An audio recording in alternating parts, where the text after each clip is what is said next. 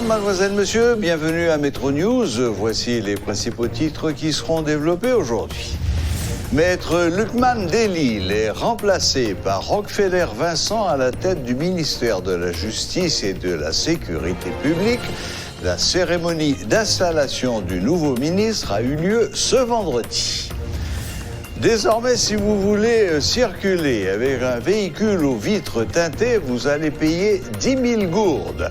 L'annonce en a été faite par le directeur général de la DGI, Morlan Miradin.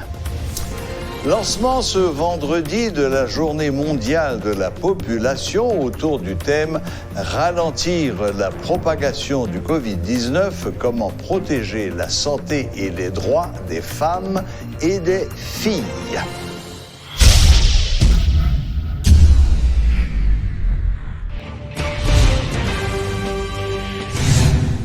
Le juriste Lukman Delil a été démis de ses fonctions ce jeudi 10 juillet par le chef de l'État.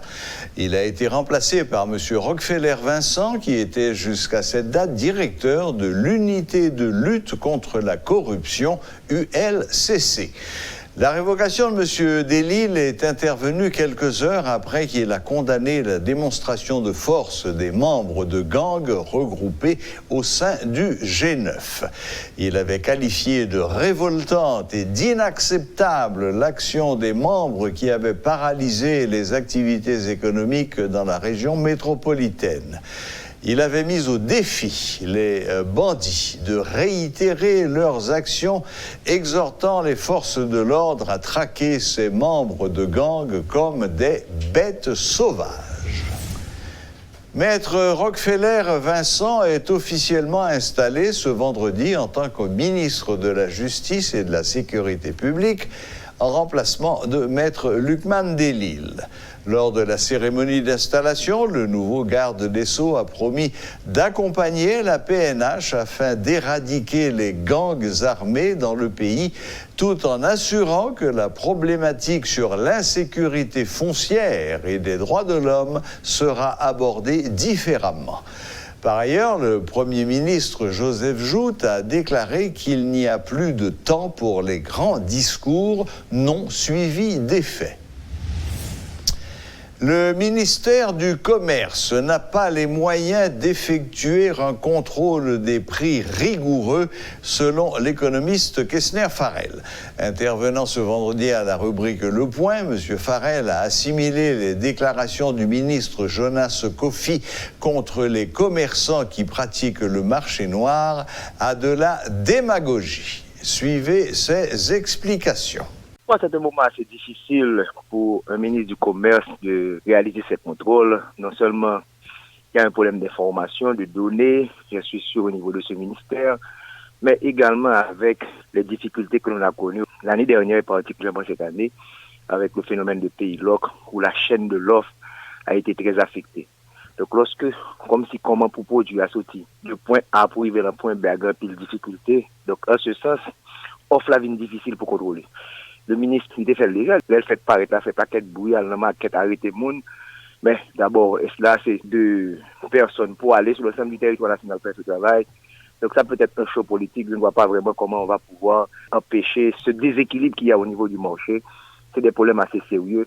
Donc, pour le ministre, d'abord commencer à mettre une structure solide en d'un ministère, parce que c'est nécessaire. C'est pas que le travail n'a pas supposé faire, non. Mais est-ce que le gain moyen, est-ce que le gain ressources humaines et dans un environnement aussi difficile? Je pense que pour moi, c'est tout simplement de la démagogie. Il y a dit que ça l'État mettait comme accompagnement lui-même pour le cas fait travail ça, puisque il faut qu'on contrepartie. Ou bien dit, l'entreprise fait face à des difficultés énormes, notamment tout ça, où sont vivre là, pays loc, coronavirus, gens pour approvisionner, décapitalisation.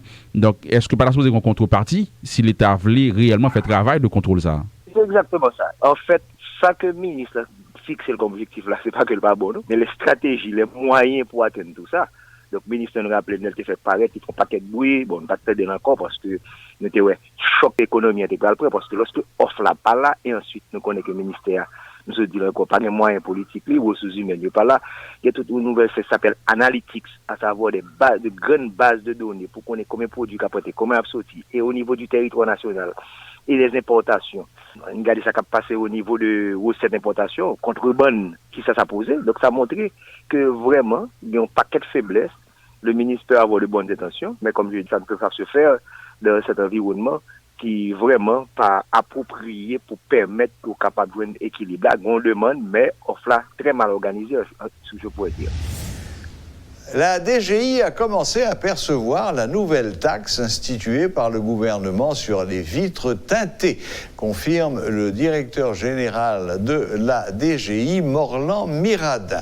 Le responsable a expliqué que la procédure de paiement est simplifiée de manière à ce que les propriétaires de véhicules puissent facilement accomplir les formalités. Suivez ces explications. C'est un décret qui prend le 5 juin, d'accord, 2020. Article 10 là dit que tout le monde qui souhaitait teinter vite machine, eh bien, on va payer une taxe pour ça.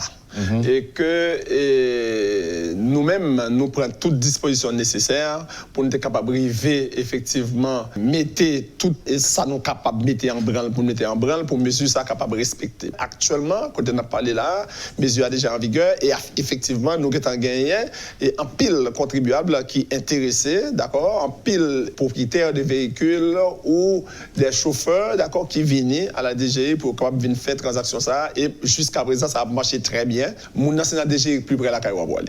D'accord? La DG plus près la caille. On pas besoin d'aller dans la circulation pour le faire attroupement. Et dans toute zone métropolitaine là, également dans les villes de province, nous sommes prêts, d'accord, pour appliquer cette mesure. Pièce mon a besoin, la besoin carte d'enregistrement véhicule, la besoin police d'assurance, la besoin matricule fiscale et la besoin également permis de conduire valide, la besoin également preuve de paiement de 10 000 gouttes et puis qu'on a yo balé un formulaire pour le remplir, les remplir formulaire et puis qu'on a l'aller la banque, les payer 10 000 gouttes. Nous mettons des conditions pour mon n'a pas d'attroupement. À la seule condition, nous disons dans le spot publicitaire, nous, et le fait que mon tête est véhiculée, ça va empêcher la police de faire travail. La police est capable de retourner à n'importe quel moment, d'accord, pour le capable et pour le poser aux questions. Même lorsqu'il y a autorisation encore balé ou dit comme ça que moins gain autorisation, la police doit dire qu'on ça descend vite pour regarder qui ça quand dans véhicule. C'est rôle la police, même pas jouer rôle par la police, mais rôle par moi, c'est bain mon et autorisation, d'accord, pour le capable tenter véhiculer. Une fois que mon a fini tenter véhiculer, la police même jouer tout. La police même gain jouer pas pour le jouer. On va le tenter véhicule, la police a dit qui j'ai pour tenter d'ailleurs. La police pas dit pour une tête de machine ou net pour une parole qui ça passe dans machine non. Donc il y a un sous pare-brise là, il y a façon si la police paraît devant le véhicule là, faut le carré qui est ce monde qui c'est comme ça moi même dans la tête de machine l'état, c'est comme ça on dit non pas tête de machine noir personne monde pas qui ça passer dedans. Donc on a conditions ça c'est conditions qui réunissent avec la police mais nous même rôle pas nous pas dans poser question pour nous demander est-ce que véhicule là pour bien c'est pas bon ça nous besoin non mais est-ce que police d'assurance valide, est-ce que permis de conduire valide, est-ce que carte d'enregistrement véhicule là, est-ce que il a dans lui, est-ce que ou gain preuve côté coupé pour 10 000 gouttes là, oui pas de problème et puis qu'on a moi toucher dans mon va le payer la banque d'accord, me réunir toutes conditions ça va me remplir formulaire avec vous et puis qu'on a ou le payer la banque et puis qu'on a ou gain véhicule ou tête qu'on a reste là c'est la police qui pour faire le L'inclusion des personnes handicapées au sein de la société haïtienne passe inévitablement par l'élimination de la discrimination sous toutes ses formes, selon la secrétaire d'État à l'intégration de cette catégorie sociale, Swanette Désir. Sensibiliser la population, notamment les autorités concernées, en mettant en place des politiques publiques et convaincre les décideurs d'appliquer pleinement la loi du 12 mars 2012, ce sont les principales actions que veut mener Madame Désir. Lors de son intervention au Centre d'information permanente sur le coronavirus ce vendredi, Swanette Désir a évoqué les différents obstacles auxquels font face les personnes souffrant de déficience au sein de la société haïtienne. Cela est d'autant plus grave pour les femmes handicapées qui non seulement subissent de multiples discriminations comme femmes, mais aussi comme citoyennes d'une société qui devrait être fondée sur les valeurs de l'égalité et de l'équité. Le bureau de la secrétaire d'État à l'intégration des personnes handicapées continuera à développer des stratégies de mise en place de politiques publiques d'inclusion des personnes handicapées dans toutes les sphères de la vie nationale. Cela sous-entend que des politiques publiques des personnes handicapées à caractère transversal est partie intégrante d'une politique nationale de population.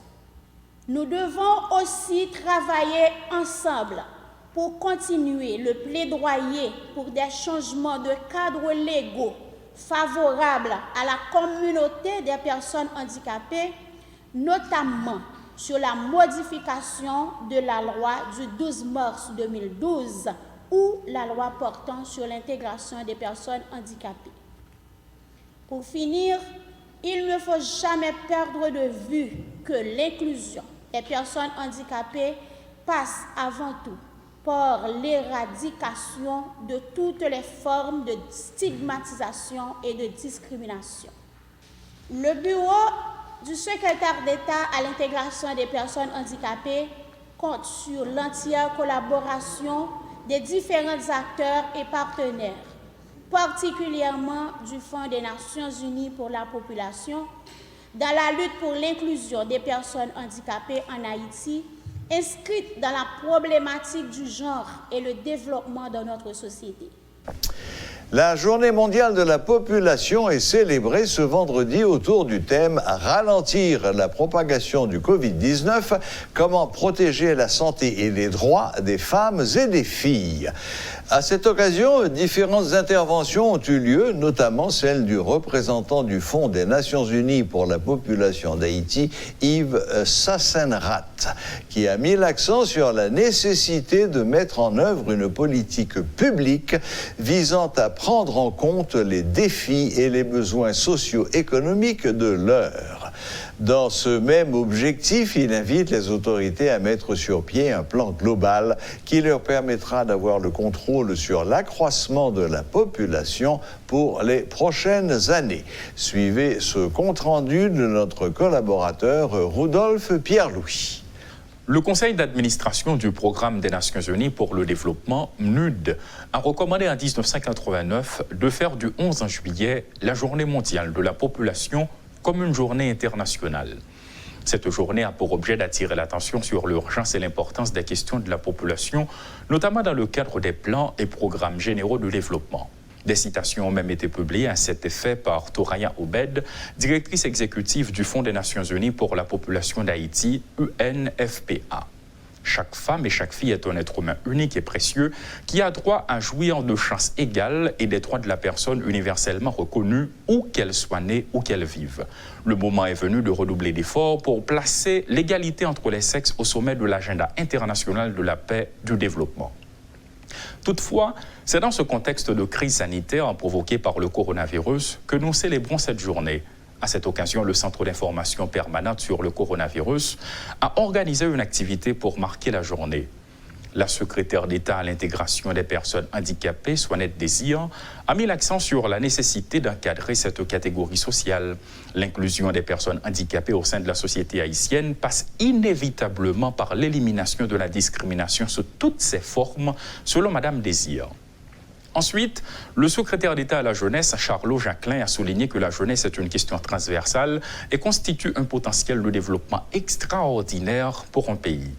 Le secrétaire d'État à la population et au développement humain, Wilner Joseph, de son côté, a fait part du fonctionnement et des attributions de son bureau. Et finalement, le représentant du Fonds des Nations Unies pour la population d'Haïti, Yves Sassenrat, a mis l'accent sur la nécessité de la mise en œuvre d'une politique publique visant à prendre en compte les défis et les besoins socio-économiques de l'heure.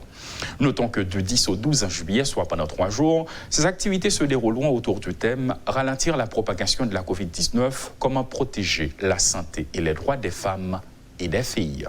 Guy Tréchoisy et Rudolph Pierre-Louis pour Télémétropole. 7 ans Après la publication de l'arrêté ministériel sur la non-utilisation des produits en styrofoam en Haïti, des organisations de la société montent au créneau pour dénoncer la passivité de l'État dans l'application des mesures visant à interdire définitivement ces produits dans le pays.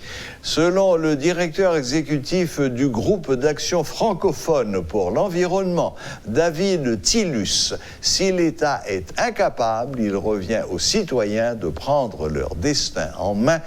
Explication de Jean-Jules Desaugustes. L'arrêté ministériel du 10 juillet 2013 interdit la production, l'importation, la commercialisation et l'utilisation sous quelque format que ce soit des sacs en polyéthylène et des intrants et objets en polyéthylène expansé, PSE ou PS cristal ou styrofoam, à usage alimentaire unique tels que plateaux, assiettes, barquettes, etc. Cela a fait de grands débats dans la société haïtienne, croyant que ces mesures allaient être respectées. Mais ces temps se sont écoulés. Le mouvement citoyen pour le climat, Coordination Alternative à Haïti et le groupe d'action francophone pour l'environnement constatent que la situation ne fait qu'empirer et se mobilisent pour forcer l'État haïtien à agir pour faire respecter et pour respecter la loi du 10 juillet sur l'utilisation des styrofoams. C'est l'ingénieur David Toussaint, directeur exécutif du groupe d'action francophone pour l'environnement et porte-parole du regroupement des organisations qui nous en parle évidemment. Le combat pour la protection de l'environnement se fait au niveau international et certains États arrivent même à en faire une cause gouvernementale. Mais en Haïti, on n'est pas encore au bout du tunnel. Mais quand les autorités étatiques sont incapables d'agir, c'est aux citoyens de passer à l'action afin de se porter volontaire pour manifester de manière publique leur volonté de changer l'ordre des choses, explique l'ingénieur David Tillus. Les produits en styrofoam sont un fléau pour l'environnement et pour toutes les familles haïtiennes. Non périssables, ils peuvent causer de graves dégâts sur l'écosystème, nuire à la santé et détruire les poissons des rivières et des mers. On est tous vulnérables, mais c'est à la base qu'il faut attaquer le problème pour construire l'imaginaire de la génération montante. Par l'éducation, bien sûr, car de cette façon, tout peut changer. La mentalité de la population aussi, explique David Tillus. Les autorités haïtiennes le savent certainement. Ici ou là-bas, la protection de l'environnement consiste à prendre des mesures pour limiter ou supprimer l'impact négatif des activités de l'homme sur l'environnement. Au-delà de la simple conversation de la nature, il s'agit de comprendre le fonctionnement du système et éventuellement de la planète, voire de l'environnement. D'identifier les actions humaines qui l'endommagent au point de porter préjudice aux générations présentes et futures, et de mettre en place des actions de correction. Alors, chez nous en Haïti, il est temps de passer de la parole aux actes. La boucle est bouclée. Merci de nous rester fidèles. Excellent week-end à toutes et à tous et à la prochaine. Même heure, même chaîne.